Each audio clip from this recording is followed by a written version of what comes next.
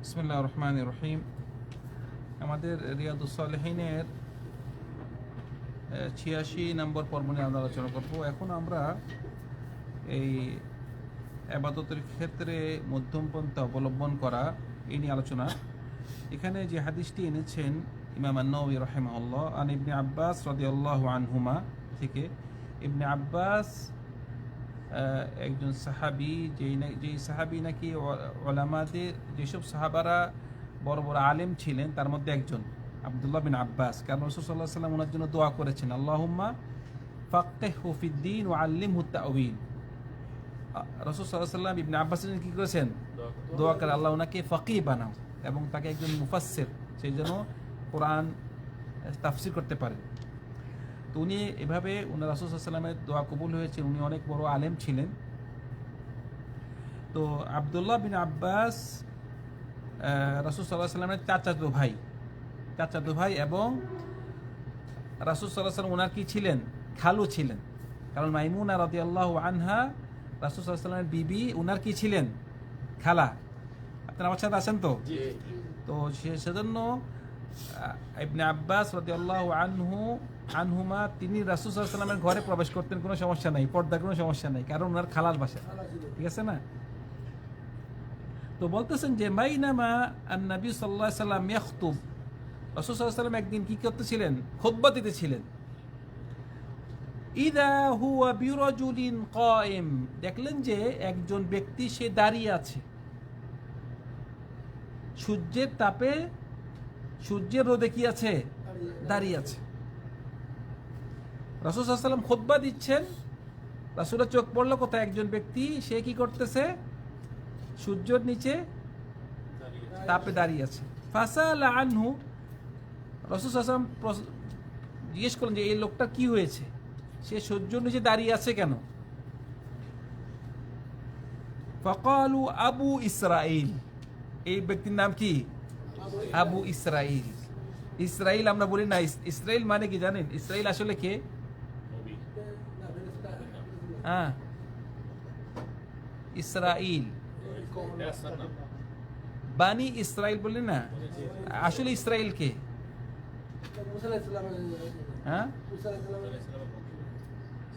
আসলে ইসরাইল হলেও আপনার বানি ইসরাইল বলে না। ইসরাইল এটা আরবি শব্দ না, এটা কি শব্দ?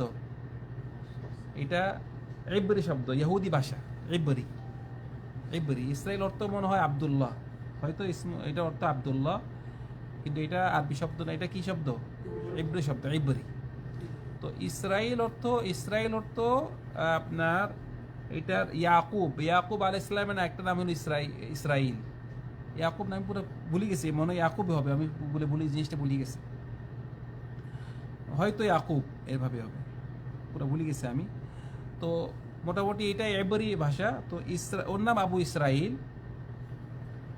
তো এখন এই ইসরাইল, উনি আবু ইসরাইল নাযারা আন ইয়াকুমা ফিশ শামসি ওয়ালা ইয়াকুদ, ওই আবু ইসরাইল সে কি করলো?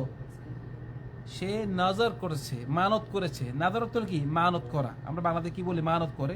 বলছে মানত করেছে সে সূর্যের নিচে দাঁড়িয়ে থাকবে, বসবে না। সূর্যের নিচে দাঁড়িয়ে থাকবে কি? বসবে না। মানত করেছে। ওয়ালা ইয়াস্তাযিল, এবং সে কোনো ছায়াতে দাঁড়াবে না। ওয়ালা ইয়াতাকাল্লাম, সে কি করবে না? কথা বলবে না, কথা বলবে না। সে এটা কি করেছে? মানত করেছে। ওয়াসুম, এবং সে রোজা রাখবে। তো এটা মানত। আমরা মানত করি না, তো মানতের আসলে মানত করাটা কি জানেন? মানত করাটা হুকুম কি? আমরা অনেক মানত করি, মনে করি মানত করলে অনেক সওয়াব হয়। মানে আমরা বলি, যদি মানতটা এরকম যে আপনি একটা কাজ করতেছেন, এই কাজটা মানে একটা কাজ হওয়ার জন্য আপনি চাচ্ছেন, ওই কাজটা যদি হয় আপনি কি করবেন? একটা ইবাদত করবেন। মানে আপনি বলতেছেন, হে আল্লাহ, আমার ছেলে যদি পাশ করে আমি একটা উমরা করব। মানে আপনি পাশ করলে উমরা করবেন, ঠিক আছে? অথবা আপনি বললেন যে আমি যদি সৌদি আরবে আসতে পারি তাহলে আমি 1 লাখ টাকা দান করব, ঠিক আছে?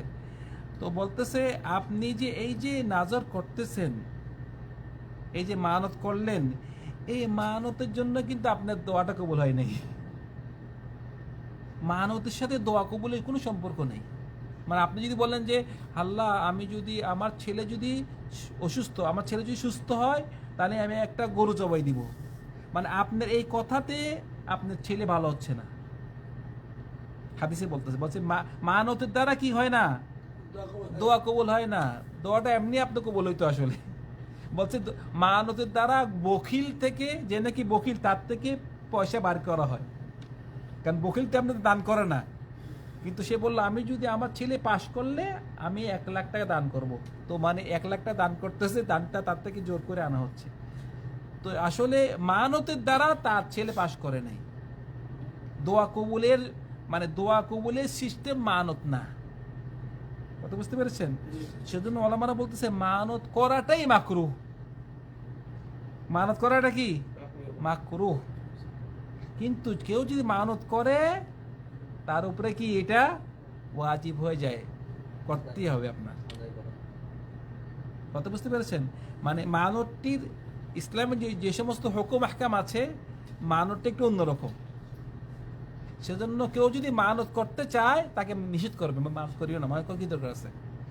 আপনি আপনার সন্তান যদি সুস্থ হয়, তাহলে আপনি আল্লাহ শুকর আদায় করে একটা মানে ফকির, কয়েকজন ফকির মিসকিন খাওয়াইলেন, টাকা দান করলেন, আল্লাহ শুকর আদায় করেন। কিন্তু আপনি মানত করবেন না, মানত করিয়েন না। কিন্তু কেউ যদি মানত করে থাকে তাহলে তার করতেই হবে, ওয়াজিব হয়ে যায়। আপনি এখন বলছেন আমি মানত করলে আমি 10টা রোজা রাখবো, রাখতেই হবে আপনার রোজা। তো মানত হলো কয়েক প্রকার। একটা হলো ভালো কাজের মানত, একটা হলো খারাপ কাজের মানত। মানে কেউ যদি বলে আমি মানত করলাম আমি 1 গ্লাস মদ খাবো, তাহলে এটা সে পূরণ করবে না, এটা তার জন্য মানত করা এটা হারাম। কিন্তু কেউ যদি মানত করে হারাম কাজ করবে, হারাম কাজটা করবে না, কিন্তু তার কি করতে হবে? কাফারা দিতে হবে। কাফারা দিতে হবে। কাফারাটা কি, কিসের কাফারা? যেটা নাকি কসমের কাফারা। কসমের কাফারা কি? কসমের কাফারা বুঝেন আপনারা? মানে কেউ যদি কসম করে, আল্লাহর কসম আমি আমার ওই বোনের বাসায় যাব না, যেমন বলেছে, কিন্তু বোনের বাসায় অত তার দরকার, কিন্তু সে বোনের বাসায় যাবে, আবার কি করবে? কাফারা দিবে। কাফারা হলো কি? কাফারাতু ইতআমু 10 মাসাকিন, 10 জন মিসকিন খাওয়াইতে হবে, অথবা 10 জন মিসকিনকে কাপড় দিতে হবে, অথবা একজন দাস আজাদ করবে। এগুলো পারলো না, কি করবে? 3 দিন রোজা রাখবে। কথা বুঝতে পেরেছেন? মানতটি বুঝছেন? কেউ যদি মানত করে তাহলে মানতটি অবশ্যই আদায় করতে হবে, যদি হালাল, যদি ইবাদত হয়। আর যদি পাপ হয় তাহলে কি করবে? ওইটা আদায় করবে না, এটার কাফারা দিবে। এটা তখন কসমের মতো হয়ে যাবে। তখন সে কি করবে? হয় 10 জন মিসকিন খাওয়াবে, অথবা 10 জন মিসকিনকে কাপড় দিবে, অথবা একজন দাস আজাদ করবে। যদি এগুলো কিচ্ছু না পারে 3 দিন রোজা রাখবে।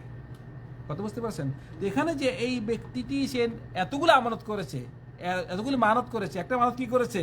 সে সূর্য তাপে থাকবে। একটা মানত করেছে সে কারোর সাথে কথা বলবে না। আর একটা মানত করেছে কি করবে? সে রোজা রাখবে। এখানে তার কয়টা পাপ আর কয়টা ইবাদত? 2টা তার মানে আল্লাহ পছন্দ করে না। এটা কি? সূর্য তাপে থাকা, সারাক্ষণ তাপে কষ্ট দেওয়া, অথবা কারোর সাথে কথা বলবে না, এটা কি দুটোটা আল্লাহ পছন্দ করে না। কিন্তু রোজা রাখাটা কি পছন্দ করে। তো আল্লাহ রাসূল সাল্লাল্লাহু আলাইহি ওয়াসাল্লাম কি বললেন তাকে? মুরুহু ফালইয়াতাকাল্লাম ওয়ালইয়াস্তাদিল ওয়ালইয়াকুদ ওয়ালিউতিম্মা সাওমাহু। বলছে তাকে বলো সে যেন ছায়াতে যায়, সে যেন মানুষের কথা বলে, কারণ এগুলো পালন করা, যদিও সে মানত করেছে, এগুলো পালন করা যাবে না, নিষিদ্ধ কাজ। কিন্তু যেহেতু মানত করেছে রোজা রাখতে, রোজাটা পুরো করুক, রোজা পুরো করবে, কিন্তু সূর্য নিচে থাকবে না, এবং কি মানুষের কথা বলা বন্ধ করবে না। ঠিক আছে? এখানে এই ব্যক্তিটি সে মনে করছে যে তার এই কাজটি খুব পছন্দনীয় কাজ, কষ্ট করলেই সওয়াব পাওয়া যাবে না, কিন্তু কষ্ট করলে সওয়াব না, কষ্ট করতে হবে হাদিসের মোতাবেক। আপনার কাজটা কি হাদিস মোতাবেক হচ্ছে কিনা, রাসূল সাল্লাল্লাহু আলাইহি ওয়াসাল্লাম যা বলছে হচ্ছে কিনা। আপনি এমনি কষ্ট করবেন, কষ্ট করলেই সওয়াব বেশি, এটা না, ইসলাম এটা না। হাদিস মোতাবেক কাজ, এটা হলো সওয়াব, কষ্ট করলে সওয়াব না। অনেক সময় কষ্ট বেশি করবেন, এটা আর গুনাহ হবে। কথা বুঝতে পারছেন? যখন দুইজন ব্যক্তি সফর করতেছে, সফর করার সময় আপনার জন্য জায়েজ, রমাদান মাসে আপনি সফর করতেছেন, আপনার জন্য জায়েজ কি ভাঙতেও পারেন, রাখতেও পারেন। কিন্তু আপনি বলছেন আমি কোনো সমস্যা নাই, আমি রাখতে, আমার কোনো কষ্ট হয় না, তো রাখেন। কিন্তু আপনার জন্য ভাঙ্গা জায়েজ আছে। কিন্তু একজন ব্যক্তি বলতেছে আমি রাখতে খুব কষ্ট হবে, আমার খুব কষ্ট হচ্ছে, তাও রাখতেছে, তাহলে তার জন্য ঠিক হবে, ভুল হবে এটা। দুইজন ব্যক্তি সফর করতেছে, একজন রোজা ভাঙছে, রোজা ভাঙি সে অন্য আবাদত নামাজ ঠিক মতো পড়তেছে, আল্লাহ জিকির করতেছে, আর একজন ব্যক্তি রোজা ভাঙ্গি সে নামাজ পড়তে পারতেছে না, অবস্থা খারাপ। তো কে উত্তম আল্লাহর কাছে? ভাঙছে। সেজন্য ভাইরা মনে রাখবেন যে আমল যেটা কবুল, যেটা পছন্দ করে, এটা সুন্নত মোতাবেক আমল, কষ্ট বেশি এটা না। সেজন্য এই ব্যক্তি যখন নাকি সে সূর্য তাপের নিচে দাঁড়িয়েছে, কাউকে কথা বলবে না বলছে, রাসূল সাল্লাল্লাহু আলাইহি ওয়াসাল্লাম বলছে না, কথা বলো, ছায়াতে আসো, কিন্তু রোজাটা পূরণ করো। তো আমরা কেউ যদি মানত, আমরা মনে রাখবো এই মানত আমরা করবো না, মানত করাটা মাকরুহ। কিন্তু কেউ যদি একান্ত করি থাকি, এটা কি পুরা করবো। যদি এটা আবাদত হয়, যদি পাপ হয়, আমরা এটা আবাদত পূরণ করবো না, পুরা করবো না। আর যদি কেউ মানত করে, তাকে আমরা নিষেধ মানত করি না ভাই, কারণ মানতের দ্বারা আপনার দোয়া কবুল হয় না। আপনার এটা এমনি হইতো, মানত না করলেও কি হইতো, সে বাস অন্তর একটাই আর কি, মানত না করলেও হতো। কিন্তু নিয়ম হবে, যদি আপনি কোনো একটা কাজ আপনার হওয়ার জন্য আল্লাহর কাছে দোয়া করবেন, যদি কাজটা হয়ে যায়, আল্লাহ শুকর আদায় করেন, কিছু দান করেন, কোনো ইবাদত করেন, আল্লাহ শুকর আদায় করেন, কিন্তু মানত করা ঠিক হবে না আপনার জন্য। ঠিক আছে ভাইরা? আর কেউ যদি মানত একান্ত করলো, ওই মানতটা পূরণ করতে পারলো না, তখন সে কি করবে? কাফফারা দিতে হবে। ঠিক আছে ভাইরা? যে কাফফারাতুল ইয়ামিন, যে কসমের যে কাফফারা, সেই কাফফারা দিতে হবে। আল্লাহ সুবহানাহু ওয়া তাআলা সবাইকে আমরা যা বলেছি আমল করার তৌফিক দান করুন। ওয়া সাল্লাল্লাহু আলা সাইয়্যিদিনা মুহাম্মদ ওয়া আলা আলিহি ওয়া সাহবিহি আজমাইন। আসসালামু আলাইকুম ওয়া রাহমাতুল্লাহি ওয়া বারাকাতুহু।